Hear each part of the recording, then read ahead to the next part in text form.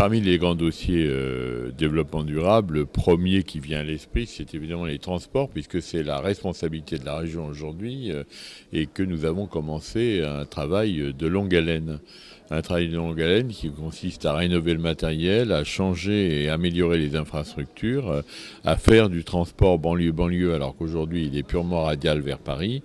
Et puis surtout à augmenter la qualité de service là où ça ne va pas, c'est-à-dire principalement les RER et les lignes saturées comme la ligne 13. Et pour ça, ça demande beaucoup d'investissements ferroviaires et puis du matériel nouveau. Tout ça est commandé. On devrait voir petit à petit, en 2010, en 2011, en 2012, apparaître donc tous ces nouveaux trains et ces nouvelles rames. Ça, c'est évidemment un moyen de lutter contre la pollution, c'est un moyen de mieux gérer la santé des Franciliens et donc de donner une vraie chance d'alternative par rapport à l'automobile.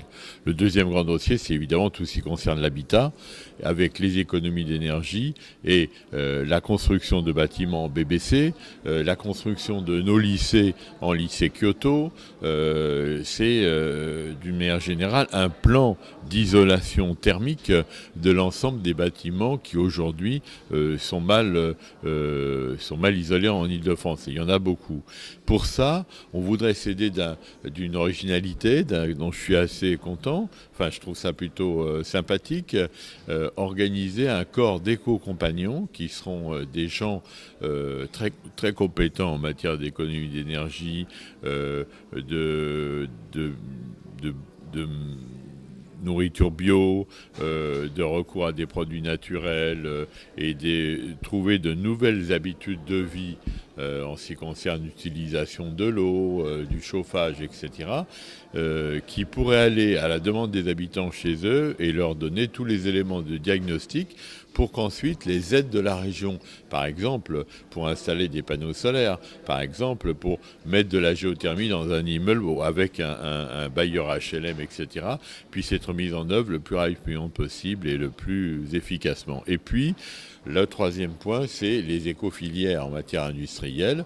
Nous voulons aider les entreprises à produire différemment, à produire mieux, à ne plus produire les mêmes produits polluants et à ne plus imposer non plus des conditions de travail qui mettent en danger, y compris la santé des gens qui y travaillent. Et pour ça, nous aurons donc un fonds spécifique d'intervention pour ces entreprises et nous aurons des règles de subventionnement plus fortes et aussi des engagements de garantie de l'emploi et de maintien de l'emploi et de création d'emplois également très fortes.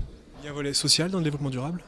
Oui, le point de vue que nous développons, nous, c'est qu'il faut absolument que l'écologie soit avant tout une écologie sociale. C'est-à-dire que chacun puisse bénéficier de l'écologie et de ses bienfaits, et non pas seulement ceux qui en ont les moyens. On peut penser à ça quand on parle de nourriture bio, par exemple, mais on peut penser à ça aussi en matière d'isolation.